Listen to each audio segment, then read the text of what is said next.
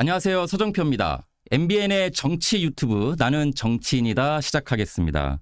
오늘은 국민의힘 비대위원장을 맡고 계시는 송원석 원내대표 모셨습니다. 어서 오세요. 네, 안녕하세요. 송원석입니다. 요즘 엄청 바쁘시죠? 요즘 1인 잠은 주무십니까? 원래 제가 잠을 굉장히 잘 자는 사람인데 네. 새벽에 요즘은 눈을 뜨면 잠을 잘 못 이루는 날이 많습니다. 그리고 실제로 이제 수면 부족이 있다 보니까 조금 전에 여기 녹화하러 오는 차 안에서도 한 5분, 7분 정도 쪽잠 잤습니다. 네. 아무튼 바쁜 와중에 이렇게 나와 주셔가지고 감사드리고요. 한 달 전에 섭외를 했습니다. 정말 나와주셔서 감사드리고. 지난 한 달 동안 전화를 30번 했다고 들었습니다. 네. 그 요즘 잠을 못 주무시는 이유 중에 하나 혹시 최근에 그 곤욕스러운 일 이거 뭐 여쭤보고 가야 될 것 같아서 살짝 한번 여쭤보겠습니다. 사면 관련된 문자가 핸드폰 왜 보내셨어요? 뭐 해마다 8.15 때 되면 네. 저 사면을 특사를 이제 하게 되는데 과거에 더불어민주당이 이제 야당이었을 시절에도 그때도 동일하게 의사 표현을 했던 걸로 알고 있습니다. 그래서 같은 차원에서 이번에 저도 뭐 여기저기 얘기가 있어서 전달을 했다. 네네. 네, 뭐 그게 뭐 그렇다고 공식적인 뭐 저 요청하는 그런 것도 아니고 네. 하기 때문에 뭐 그렇게 했다. 대통령실에서 먼저 요청을 한 건가요? 예, 뭐 그렇게 근데 지금 이게 누가 요청을 했다라고 하는 걸 제가 여기서 확인해 드리기도 그렇고 네네. 좀 그런 부분에 대해서는 하여튼 통상적으로 있어 왔던 일이다. 네. 이렇게 이해를 하시는 것이 어떨까 싶습니다. 알겠습니다. 그리고 이제 보니까 거기에 이모티콘까지 딱 보내가지고 그것도 또 화제가 됐습니다. 웃음. 근데 이모티콘 누구나 다 사용하는 거 아닌가요? 저는 집에 가족들하고도 늘 그렇게 사용을 합니다. 평소에도요? 네네. 다정다감하시군요. 뭐 언론인들 기자들과도 소통을 자주 하는 편인데 네. 제가 굳이 할 때는 여러 가지 이모티콘을 자주 사용을 많이 하죠. 뭐 카톡도 그렇고 문자도 그렇고 네네. 텔레그램도 그렇고 많이 하는 편입니다. 저도 국회를 출입을 최근까지 했지만 본회의장에서 핸드폰을 보면 카메라가 바로 이제 촬영을 하잖아요. 그것도 아시고 계셨을 텐데. 여러 차례 그런 사례가 있었던 것도 알고 있는데 네. 하필이면 그 시간에 또 그렇게 될 줄은 전혀 또 예상을 못했던 거는 사실이고 네네. 어쨌든 뭐 여러 가지로 그런 뭐 에피소드라면 에피소드고 해프닝이면 해프닝인데 해프닝이 발생하게 되어서 뭐 궁극적으로는 여러 가지로 좀 송구하게 생각을 하고 있습니다. 네, 알겠습니다. 또 한 분의 그 문자가 또 화제가 됐어요. 바로 이춘석 법사위원장의 차명 주식 거래. 이 부분 지금 당에서 크게 논의하고 있는 부분 아닌가요? 지금 이춘석 전 법사위원장의 그 차명 주식 거래 논란은 사실 굉장히 심각한 부분입니다. 그 차명 거래를 했다는 것만 해도 문제고 네. 더군다나 이제 본회의장에서 본회의에 집중해야 될 국회의원이 주식 거래를 하고 있었다는 것은 도덕적 윤리적인 측면에서 이미 결격 사유에 해당이 되는 거죠. 네. 그런데 이 부분이 특히나 이춘석 법사위원장이 국정기획위원회의 경제 제2분과위원장인가 뭐 그런 걸 맡고 있잖아요. 네. 그래서 AI라든지 산업이라든지 이런 산업 정책을 총괄하는 그런 입장에 있는데 그런 분이 하필이면 매입한 주식 자체가 네이버하고 LG 이런 부분들 자체가 굉장히 심각한 문제를 발생을 하는 거죠. 내부 정보를 이용했다? 이렇게까지 볼 수 있나요? 내부 정보를 이용했다라고 단정적으로 얘기하기는 어렵지만 네. 문제는 하필이면 AI 국가대표라고 하는 프로젝트를 그 이춘석 위원장이 있는 데서 발표를 했는데 발표하고 20분쯤 지난 뒤에 이걸 매도하는 그 장면이 나온 거거든요. 그래서 이제 일반적으로 봤을 때 이 개미 투자자라고 하는 분들이 봤을 때 왜 어떤 호재가 생겼을 때 주가가 이렇게 쭉 올라가다가 호재성이 정책이 발표되고 나면 다시 그때부터 좀 내려가는 이런 걸 많이 겪어왔지 않습니까? 그런데 그런 상황이 이번 사태로 인해서 우리가 늘 궁금해하고 의구심을 가졌던 것이 정말 사실이 아닌가 이런 생각을 하게 될 것 같아요. 그게 아마 심각하다라고 저는 봅니다. 네, 그래서 뭐 특검으로 갑니까? 지금 당에서 당론으로 결정한 게 있다면서요. 예, 오늘 그 오후에 긴급 의총을 소집을 했습니다. 긴급 의총을 소집을 해서 네. 우리 의원님들의 견해를 좀 물어보고 총의를 모아서 이춘석 전 법사위원장에 대한 특검을 우리가 제안을 하는 것으로 해서 법안을 조금 전에 그 의사과에 아마 접수했는 걸로 그렇게 알고 있습니다. 그래서 이런 부분을 그냥 그 경찰에서 이제 수사를 하게 되면 과연 현재 경찰의 어떤 그 수사 역량을 가지고 제대로 수사를 할 수가 있을 것인가.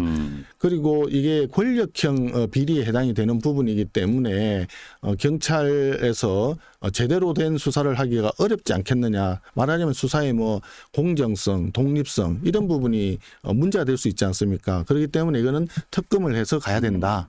이렇게 해서 오늘 의총에서 의결을 했고, 그 다음에 또 우리가 이제 특검뿐만이 아니라 고민해야 될 부분이 지금 그 국정기획위원회에 있는 분들이 거기에 위원들이 있고, 네. 그 다음에 전문위원이 있고, 또 실무위원이 있지 않습니까? 네네. 굉장히 많은 분들이 근무를 하고 있거든요. 그럼 이분들도 다 그런 내부 정보, 미확인 정보를 접했을 텐데, 그럼 그분들은 다 아무런 문제가 없느냐. 전수조사를 해야 된다. 그래서 전수조사를 해야 된다라고 저희들이 요구를 했던 겁니다. 이 사안을 어떻게 보면 민주당을 공격하는 카드로 활용하는 듯한 느낌이네요. 굳이 이것을 정치적으로 공방을 하는 거라고 하기에는 좀 사안의 심각성이 좀 큽니다. 이거는 여야 간에 또는 뭐 집권당과 야당 간의 어떤 그런 문제를 떠나서 네. 내부의 미확인 정보를 권력형으로 악용을 해서 그걸 가지고 개인의 어떤 금융 그 차익을 실현하기 위해서 이 미확인 정보를 사용했다 하는 부분이기 때문에 국기문란에 해당이 된다고 볼 수가 있어요. 그래서 이거는 여야 간의 공방 차원이 아니라 대한민국의 경제 질서를 또 그쵸. 법 질서를 네네. 올바로 세우기 위한 그런 노력이다. 이런 측면에서 봐야 될 겁니다. 이재명 대통령이 이런 말씀을 하셨어요. 주식으로 장난치면 패가망신 한다는 것을 확실하게 보여주겠다. 그러니까 단호하게 해라.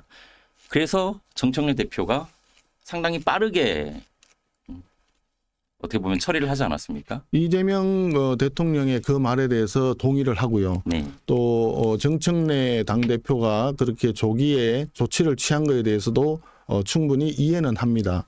그러나 이제 그것이 조금 전에 말씀드렸지만 이춘석 법사위원장의 어떤 탈당 또는 제명 이걸로 해서 꼬리 자르기로 끝나면 안 된다는 것이죠. 본질은 따로 있다. 본질은 이춘석 개인의 일탈이 아니다 이거죠. 조직적으로 전체 권력형 미확인 정보를 내부 정보를 악용한 거 이게 가장 중요한 포인트이기 때문에 네. 그럼 그런 부분들이 지금까지 1,500만 개미 투자자가 있다고 하는데 그동안에 그런 사례들에 대해서 의구심은 굉장히 많이 있어 왔던 게 시중의 현실이거든요. 네네. 근데 그것이 이제 이번에 실제로 확인이 된 사례에 해당이 되는 거죠. 그래서 이런 국기문란 행위에 해당이 되기 때문에 이런 부분들은 바로 잡아야 된다. 그게 이제 우리가 이제 얘기할 때 공직자라는 이야기를 많이 쓰지 않습니까? 예. 공직자라고 하는 것은 우리 대한민국 국민들을 대신해서 우리 공공의 일을 맡아 있는 사람들인데 자기 개인적인 일이라면 또 얼마든지 약간의 변화가 있을 수도 있어요. 그러나 이거는 모두의 일, 공공의 일 아닙니까? 알겠습니다. 그런 직무를 가진 사람이 네네. 개인의 어떤 그 치부를 위해서 했다? 이거는 문제가 심각하죠. 알겠습니다. 본질을 찾아가는 그런 과정이라고 이해하겠습니다. 법사위원장이었잖아요. 이춘석 전 법사위원장께서 바로 또 민주당에서는 후임으로 추미애 의원, 육선 추미애 의원을 법사위원장으로 내정을 했죠. 사실상 뭐 결정된 거라고 봐야 되는데 이 부분은 어떻게 보십니까? 국민의힘에서는 그동안 국회의장은 뭐 여당에서 그리고 일당에서 그리고 법사위원장은 야당 뭐 이런 그동안에 공식이 있었죠 나름. 이제 뭐 지금 더불어민주당이 절대 다수를 점하면서부터 국회 관행이 거의 다 깨져버렸는데 그 최소한 한 4, 5년 전까지만 하도 22대 국회에 들어서기 전까지만 하도록 기본적으로 원내 1당이 국회의장을 가져가고 2당이 법사위원장을 가져가서 원내에서 견제와 균형을 이루었거든요. 그런 관행이 오랫동안 지속되어 왔는데 법사위원장마저 이제 가져가는 바람에 사실상 견제가 안 되는 거죠. 그러다 보니까 이 독재적인 독선적인 권력에 취해서 오만의 빠지다 보니까 이런 사태도 벌어졌다. 이런 해석이 가능할 것 같아요. 네네. 그래서 우리 이제 추미애 의원도 나름 이제 중진 의원으로서 상당히 역할을 많이 하고 있는 분이긴 하지만 이분이 법무부 장관을 할 때 또 얼마나 많은 그 막말하고 얼마나 압박을 하고 야당을 그냥 핍박을 했지 않습니까? 네.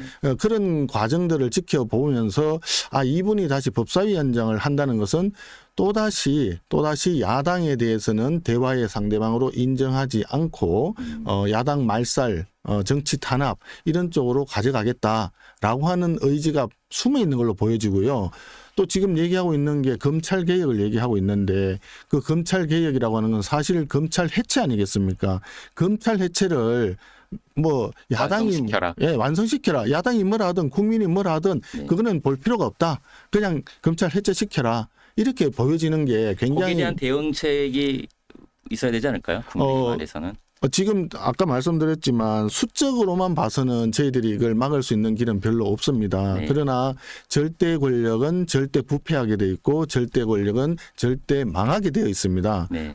그 권력에 있을 때 그 권력을 국민들을 위해서 민생을 위해서 국익을 위해서 활용을 해야 되고 그게 잘 만들어야 되는데 그걸 오히려 야당을 탄압하고 정치 보복하고 자기들 뜻대로 대한민국의 헌법 질서를 흔들어버리는 그런 쪽으로 악용하게 된다면 필연코 국민들은 가만히 계시지 않을 것이다 라고 하는 점을 분명히 알아야 된다. 네. 이 점을 제가 말씀드리고 싶습니다. 네네.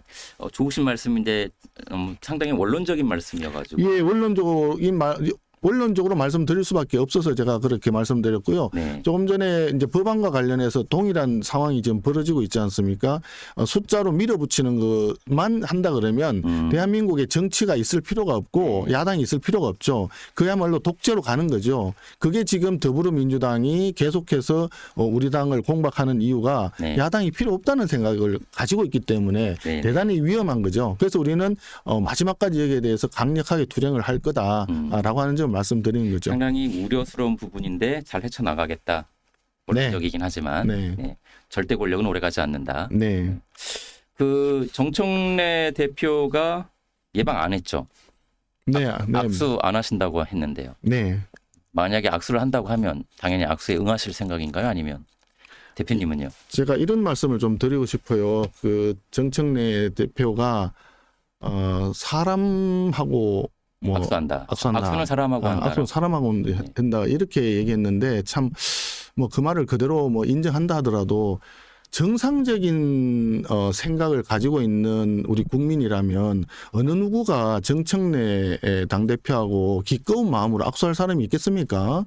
사람이라고 얘기를 하는데 각자가 자기 책무가 있고 그다음에 해야 될 일이 있고 각자 자기 자리에서 의무적으로 지켜야 할 도리, 예의가 있는 거죠. 그렇기 때문에 하는 거 아니겠습니까? 저는 정청래 당대표가 당선되고 난 이후에 축하난을 보내주었습니다. 네. 그리고 그동안의 국회의 관행은 당선된 당대표는 다른 당의 당대표를 찾아가서 예방을 하는 것이 관례였습니다. 네.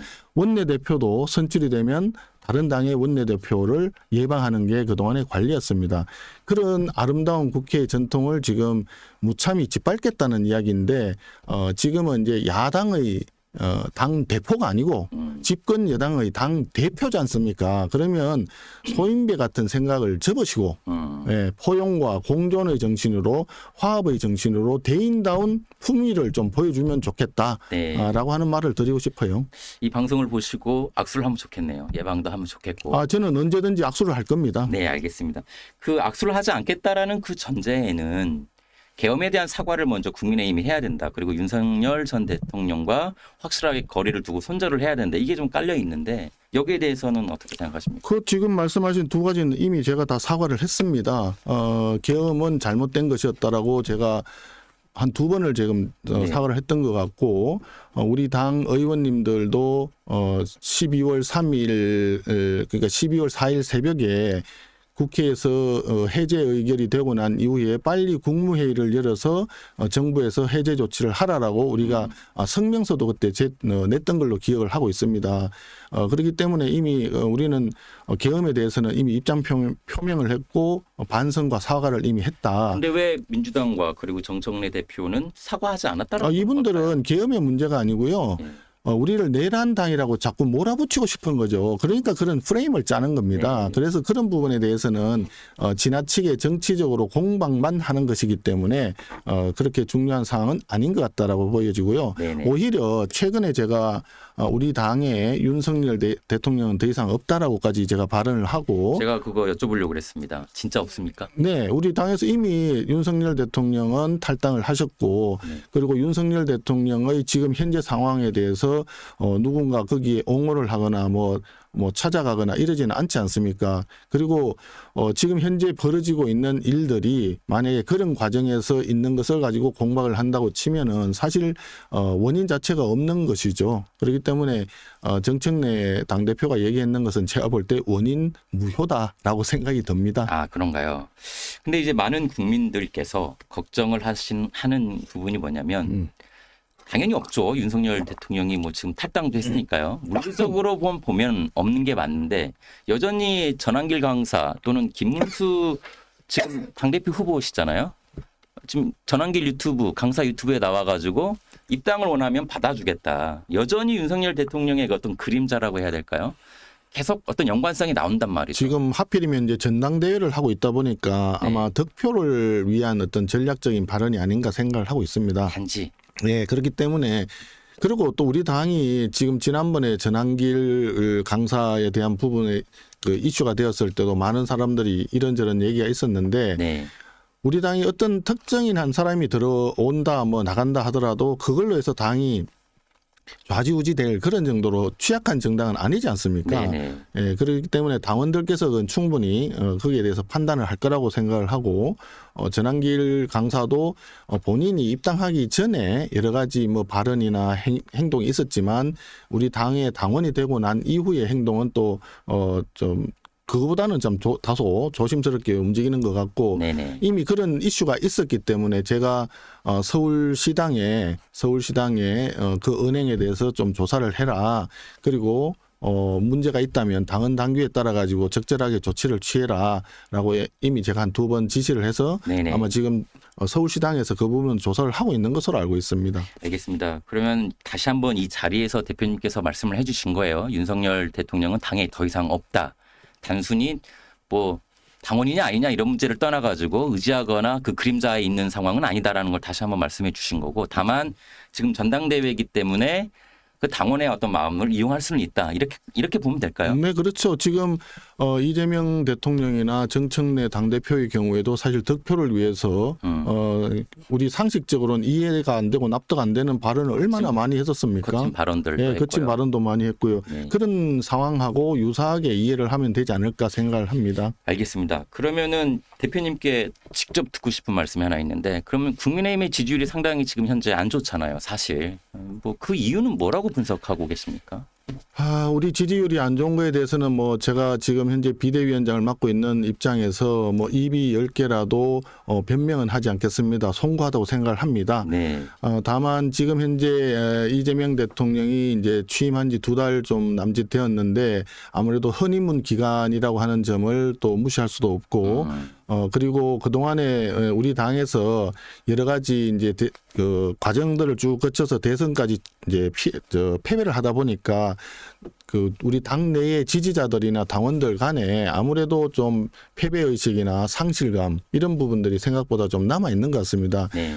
그런 부분들이 우리 당을 계속 지지하지를 않고 오히려 이재명 정부에서 잘못되는 행동을 하고 지금 이번에 관세 협상도 지금 사실 좀 문제가 많고 그다음에 세법도 사실 문제가 많은데 이런 것들을 보면서 오히려 왜 우리 당에서 그동안에 제대로 못 해가지고 이렇게 정권을 뺏겼느냐 이런 상실감에서 지지율이 더 떨어지는 부분들이 있지 않느냐. 그분들은 그러면 언제든지 국민의힘 정상화되면 돌아올 수 있다. 그래서 저는 이번 전당대회를 계기로 해서 네. 아무래도 이제 전당대회를 하다 보면 당대표나 최고위원 후보들이 이런저런 우리의 갈 길은 어디냐, 우리 미래는 어떻게 해야 되느냐, 우리 당은 또 변화해야 된다, 네. 쇄신은 어떤 걸 하자, 이런 여러 가지 얘기가 나올 텐데 그런 과정에서 자연스럽게 혁신 전대가 되면서 그 우리 당원들이나 국민들의 어떤 신뢰 또는 관심 이런 것들을 좀 더 많이 유발시킬 수 있지 않을까. 그 과정에서 이제 다음 지도부가 구성이 되고 나면 그 사이에 조금 더 국민들의 우리가 좀 더 뭘까 신뢰를 얻을 수 있는 네. 그런 쪽으로 가지 않을까 저는 그렇게 기대를 하고 있습니다. 일시적인 상실감이라고 보는군요. 상실감이 생각보다는 큰 것 같습니다. 우리 지역에도 가보면 저를 진짜 굉장히 그 열렬히 지지해 주시던 그런 분들도 왜 국민의힘이 그렇게 해서 정권을 빼앗겨서 이런 상황을 만들었느냐 이런 이야기들을 하시는 분들이 생각보다 많이 계십니다. 그분들은 아마 대선 패배 이후에 아직 그 상실감에서 벗어나지 못한 분들이 생각보다 많이 계시지 않을까 네네. 그렇게 생각을 합니다. 제가 그 위원장님을 한 달 전부터 모시고 싶었던 이유 중에 하나도 국민의힘에 대해서 최근 들어 가장 큰 많은 고민을 하고 계셨을 것 같더라고요. 물론 뭐 이제 비대위원장이기도 하지만 대선 이후에 국민의힘에 실망한 분들이 많아졌기 때문에 여기에 대한 고민이 컸을 것으로 판단이 돼서 오늘 맞습니다. 모시고 말씀을 듣고 싶었습니다. 지금 당대표 선거 전당대회가 지금 진행 중인데 새로운 인물은 없고 기존의 대선 후보분들과 그다음에 이제 새로운 분들 들어가셨어요. 그리고 지금 네 분으로 압축이 됐는데요. 대선 후보가 되는 겁니까? 그때 당시에 김문수 후보가 지금 가장 유력한 상황 아닌가요? 그 부분은 지금 저 특정인이 유리하다 또는 불리하다라고 제가 많이들 예상을 말씀을 드리는 게 매우 조심스럽다고 봅니다. 네네. 제가 비대위원장으로서 전당대회를 관리해야 될 책임이 있고 그러다 보니까 엄격하게 알겠습니다. 객관적으로 봐야 될 상황이라서 네네네. 뭐 어느 한 분을 또 편들 수도 없는 상황이기 예, 때문에 어떤 분을 편들 수도 없고 또 다른 분을 뭐 디스할 수도 없고 네네. 우리는 조금 전에 제가 말씀드린 대로 전당대회를 성공적으로 잘 개최하고 완료하는 것이 가장 중요한 제 책무라고 비대위원장으로서의 책무라고 생각을 하고 그러면 있거든요. 제가 그럼 이렇게 여쭤보겠습니다. 어느 분이 되더라도 새로운 당대표는 정청래 민주당 대표하고 협치도 해야 될 것이고요. 또 뭐 다투기도 해야 될 텐데 어떤 전략이 국민의힘에 지금 가장 필요하다고 보십니까? 아마 새로운 당대표가 어느 분이 되더라도 정청래 더불어민주당 당대표가 저렇게 여당이라고 하는 집권 여당으로서 전국 흐름을 전체적으로 포괄적으로 책임지고 있는 분의 인식 변화가 오지 않는 한 쉽지 않을 거라는 생각은 듭니다. 네. 그런 점에서 우리 새로 들어온 당 지도부에서는 아마도 그 협조할 것은 협조하지만 굉장히 강력히 투쟁할 때는 더 가열차게 투쟁하는 그런 상황이 벌어질 수도 있다라고 생각을 하고 있습니다. 그런 분이 네 분 중에 계시는 거죠? 네. 예. 강하게 저는 투쟁할 수 우리 있고. 당의 그 당대표 후보 네 분이 누가 되더라도 아마 네. 그런 점에서는 차이는 별로 없을 거다라고 생각을 하고 있습니다. 제가 드린 질문이지만 많은 분들이 이 부분을 걱정하고 계신 게 뭐냐면 지금 민주당에서 정당 해산 얘기 나오잖아요.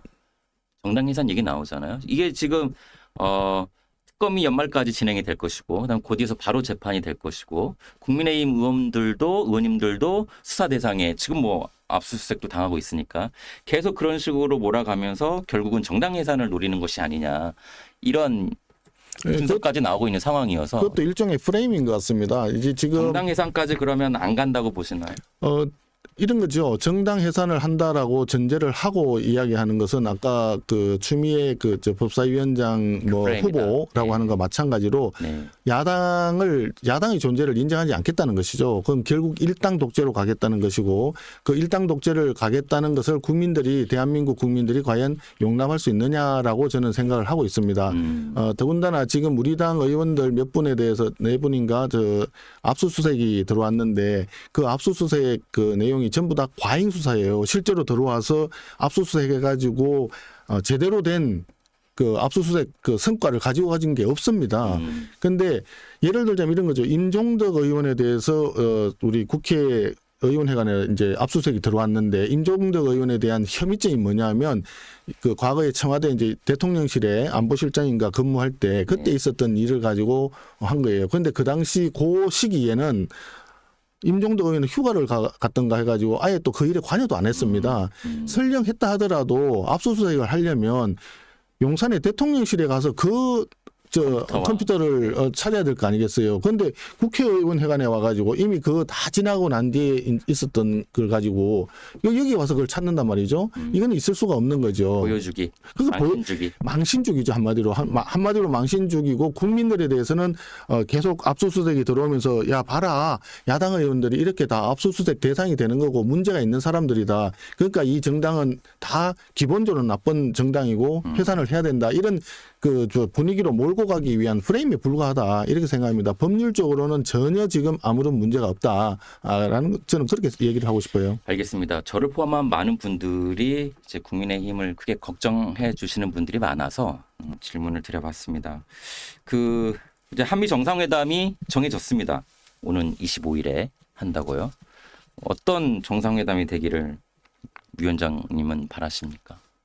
한마디로 더 이상의 국민 경제적 부담을 더 키우지 않는 선에서 협상을 좀 잘했으면 좋겠다라고 요약할 수 있을 것 같습니다.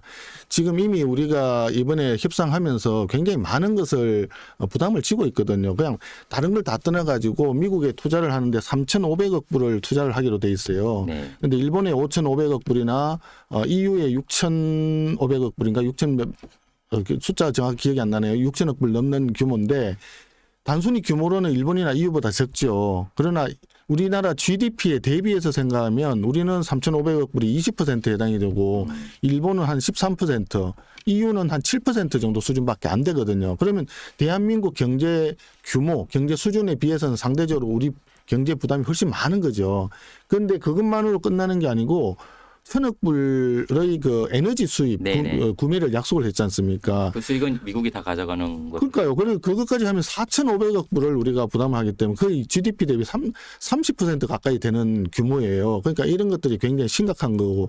그다음에 3,500억 불 중에 1,500억 불은 이제 그 조선 쪽에서 한다 그랬고 2,000억 불은 뭐 바이오니 뭐 또 그다음에 반도체니 뭐 다른 분야에 한다고 돼 있는데 이 펀드를 만들었을 때 누가 어떻게 출자할 거냐에 대한 얘기가 전혀 없어요. 그런데 수익에 대해서는 90%를 미국이 가져간다고 설명을 미국에서 그래 했단 말이죠. 그런데 우리는 그걸 리테인이라고 하는 단어를 그냥 재투자를 의미하는 것일 거다 이렇게 얘기하는데 전혀 설명이 납득이 안 되는 부분이죠. 더군다나 3,500억 불이든 뭐 얼마든 간에 이 펀드를 해서 어느 산업에 어느 기업에 투자를 어디다 할 건가 이거에 대해서 우리가 돈을 내는 사람은 전혀 관여를 할 수 없고 미국에서 다 결정한다. 이런 것들은 굉장히 문제가 심각하다고 보여지거든요. 자, 그런 상황에서 이재명 대통령이 정상회담을 한다고 하는데 예를 들어서 우리 그 방위비 분담금이라든지 이런 부분을 이번에 관세 협상하고 해서 전부 패키지로 해서 포괄적으로 우리가 협상을 했다면 그러면 이번에 다 정리가 하나로 됐을 텐데 지금 저쪽에서 방위비 분담금을 지금 현재보다 10배를 얘기했잖아요. 1조를 10조 이렇게 얘기했지 않습니까?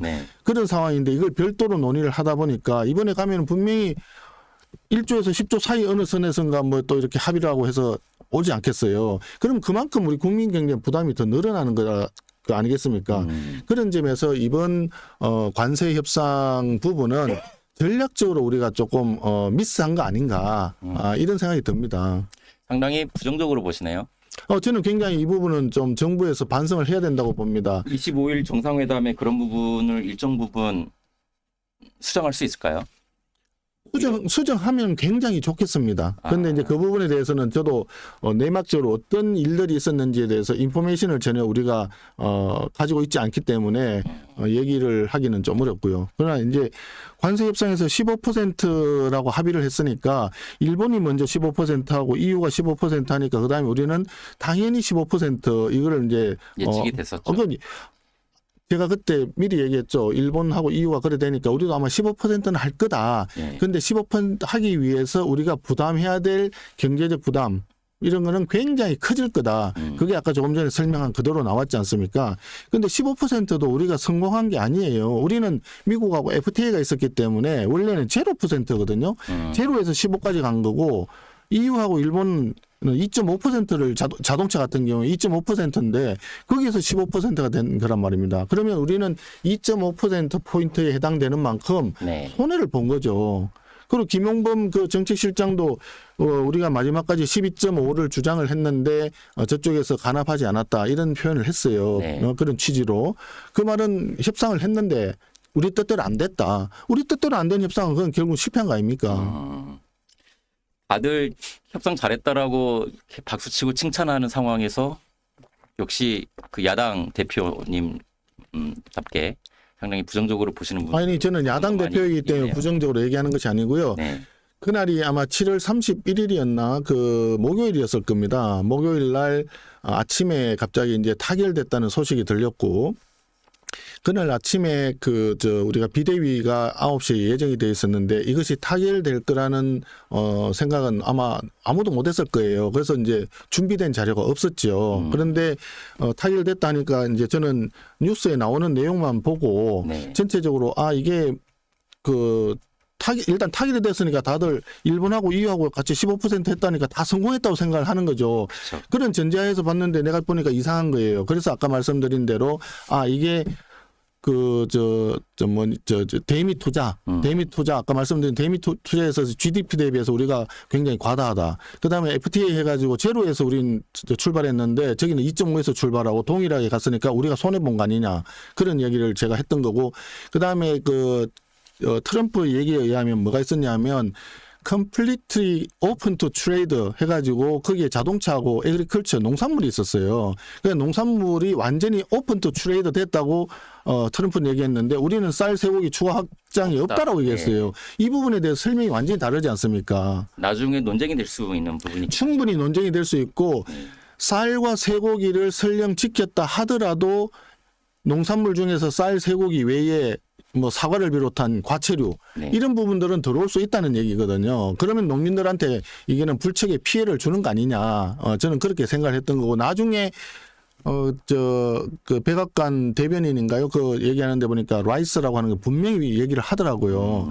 그러면 진짜 우리가 쌀을 만약에 추가로 더 미국에서 들어와야 되는 상황이었다라고 한다면 심각한 상황이 되는 거죠. 알겠습니다. 샴페인을 지금 터뜨릴 단계는 아니다. 전혀 아니죠. 그래서 하면 되겠네요. 그래서 그날 전체적으로 15%라는 그 때문에 네. 일반적으로 언론에서 그 정도면 선방한 거 아니냐, 수일이 촉박했는데 이렇게 생각을 했던 것 같습니다. 그리고 그날 석간신문에서 문화일보에서도 그 정도면 선방한 것처럼 표현이 됐어요. 네. 그러니까 그 다음날 아침에 8월 1일 아침 조간신문도 거의 대부분이 다 따라가가지고 잘 된 것처럼 표현했죠. 근데 저는 그날부터 이거는 문제 있다라고 얘기를 했고 지속적으로 문제 있다라고 얘기했습니다. 이것은 야당 대표로서가 아니라 네. 오랫동안 경제 정책을 저도 담당해오던 입장에서 봤을 때 허점들이 있다 이거죠. 그 허점들에 대해서 그러면 명확하게 정부가 클리어하게 설명이 됐으면 저도 그런가 보다 잘했다라고 생각할 수 있는데 전혀 클리어하지 않거든요. 알겠습니다. 예, 네. 그런 부분들을 제가 지적한 겁니다. 대통령실에서 오늘 이 방송을 꼭 보고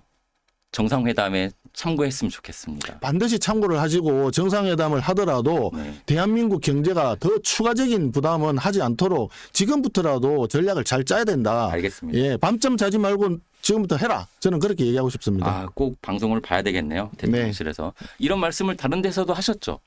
아니 오늘 좀 더 세게 말씀하시는 건가요? 다른 데서도 얘기를 했지만 오늘 종합적으로 제가 정리해서 제일 열심히 알겠습니다. 얘기한 것 같습니다. 네, 꼭 봐가지고 정상회담에 참고를 했으면 좋겠고요. 이제 비대위원장 임기가 얼마 남지 않으셨잖아요. 지금 전당대회가 진행 중이니까 여쭤보고 싶어요. 잘한 점과 아쉬웠던 점. 지금 당이 워낙 힘든 상황이었고 대선 이후에 어떻게든 정상화시키려고 노력하셨을 텐데 이 부분은 좀 내가 잘했지만 아쉬운 부분도 컸다. 이렇게 있을 것 같아요. 어떠신가요? 잘했는 점은 사실 별로 많지는 않은 것 같습니다. 겸손하신 말씀. 예, 일단 아쉬운 점은 네. 당내에 여러 가지 있었던 뭐랄까요 서로 간에 불미스러운 불미스러운 반목이랄까요? 네. 그런 일들을 다 이렇게 좀 효과적으로 컨트롤했어야 되는데 그렇게 하지 못한 점에 대해서는 좀 아쉽고 네. 그런 부분들이 결과적으로 우리 국민들께서 우리 국민의힘에 대해서 좀 지지를 떨어뜨리는 그런 요인으로 작용하지 않았을까 하는 점에서 좀 아쉽다 네. 하는 점 말씀드리고 그래도 긍정적인 점은 처음에 제가 원내대표가 되고 난 6월 16일 날 원내대표가 됐는데 7월 1일자로 이제 비대위원장을 네. 또 겸임을 하게 됐습니다. 하면서 그때 전당대회를 관리하는 임시 그 비대위원장이다라고 하는 점을 많은 의원들이 동의를 해주셨어요. 그래서 지금 정상적으로 전당대회가 이제 출범이 되었고 잘 지금 진행되고 있다는 점에서 최소한의 어떤 저 나름대로의 성과는 있지 않았을까 네. 이렇게 생각하고 그다음에 저 더불어민주당의 김병기 원내대표와 여러 가지 법안들에 대해서 계속 상의해 왔던 점에 대해서는 뭐 나름대로 작지만 성과가 있지 않았을까 그런 점에서 지난번에 양곡법을 비롯해 가지고 그건 여야 간에 합의해서 네. 통과를 시켰고 지금 더 센 상법을 얘기를 하고 있습니다만은 1차 상법 할 때 저희들이 전향적으로 일단 검토해서 우리도 저 법 개정에 나서겠다 해서 그때 합의해서 통과를 시켰던 그런 점들은 그래도 나름 작지만 의미 있는 성과였다. 변화 성과가 아닐까 이렇게 생각합니다. 당이 앞으로 더 어려워질 수 있다 이런 분석과 예측을 하시는 분들이 많잖아요. 왜냐하면 정당 예산 아까 우리가 다루긴 했지만 계속 정당 예산 가지고 크게 흔들 것이고 그다음에 정청래 신임 대표가 협치도 물론 하겠지만 악수하지 않겠다 뭐 이런 프레임으로 계속 갈 거니까 여기에 대한 당의 대비를 마지막 말씀으로 좀 듣고 어떻게 국민의힘에 뭐 떠난 실망하신 분들을 다시 돌아올 수 있게 하는 어떤 희망의 메시지도 좀 있으면 말씀해 주시면 감사하겠습니다. 조금 전에 말씀드렸지만 정청래 당대표와의 관계에서는 새로 이제 들어서게 될 당 지도부 특히 이제 당대표가 잘 그런 부분들에 대해서 대응을 해야 된다. 네. 일단 그렇게 생각합니다. 정청래 당대표가 사실상 비대위원장이지만 저를 예방을 해야 되는데 하지 않았던 것은 아마 뭐 당대표하고 격이 다르다라고 생각했을 수도 있거든요. 그래서 그런 점에서 당대표 간에 앞으로 좀 협치할 수 있는 그걸 네네. 만들어야 되고 당대표 간에 그런 협치할 수 있는 분위기를 만들기 위해서 원내대표 간에 어떤 그 대화와 소통이 좀 더 잘 이루어져야 된다. 잘 이루어져야 되고 그것이 무엇보다 중요하다. 네. 이렇게 생각을 하고 있습니다. 저는 기본적으로 여든 야든 그걸 떠나가지고 그 최악의 상황은 막아야 되는 것이 정치권이 최소한의 국민에 대한 도리다. 이렇게 생각을 하고 있습니다. 그래서 어떤 법이든 간에 서로 간에 좀 소통을 좀 더 해서 여당은 그냥 밀어붙이려고 하지 말고 야당의 이야기를 좀 들어주면 좋겠다 생각하고 야당도 반대만 할 것은 아니라 필요한 부분에 있어서는 적극적으로 대안을 제시하면서 중간점을 타협점을 찾아 나가는 것이 필요하다. 네. 그것이 국회가 우리 국민들에게 위임받은 국정을 대신하고 있는 그 위임받은 것의 최소한의 국민에 대한 도리를 다하는 것 아니냐. 저는 그런 생각을 늘 가지고 있습니다. 그래서 김병기 원내대표와도 수시로 소통을 하고 뭐 정청래 당대표 앞으로 어떻게 할지 모르겠습니다만은 저는 악수를 할 생각입니다. 예, 앞으로 잘 할 수 있기를 바라고 그게 여야의 문제가 아니라고 봐요. 네네. 국가와 국민을 위해서 우리가 정치를 한다면 정치를 하는 왜 정치인들이 정치를 하는가 존재의 이유라고 저는 생각을 합니다. 많이 바쁘신 와중에 나와주셔가지고 정말 감사드리고 앞으로 또 기회가 되면 비대위원장이 아닌 다른 직을 갖고 계실 때 한번 모시고 또 허심탄회하게 대화를 나누도록 하겠습니다. 오늘 이렇게 나와주셔서 다시 한번 감사드립니다. 네, 불러주셔서 정말 고맙습니다. 오늘 여기까지 할게요. 예, 감사합니다. 네, 감사합니다. 네.